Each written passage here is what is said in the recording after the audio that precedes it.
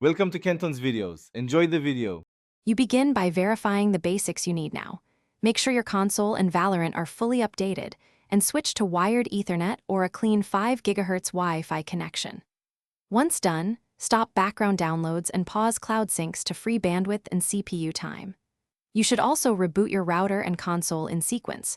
Router first, wait 30 seconds, then console, because that often clears NAT and routing glitches. These steps set the stage for deeper tuning.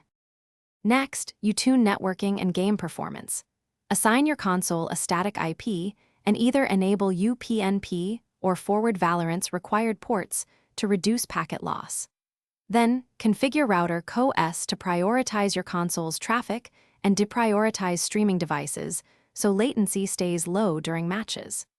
Make sure to lower in-game render scale and cap frame rate to a stable target like 60 frames per second. Because consistent performance matters more than peak numbers, this reduces stutters and input lag.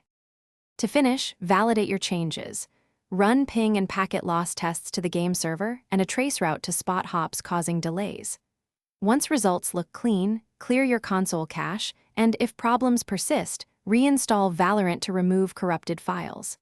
If you still see high latency or packet loss, switch to a reputable alternate DNS and test again.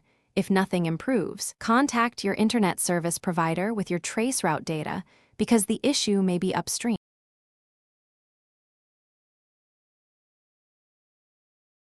Thanks for watching. Consider subscribing if we helped you.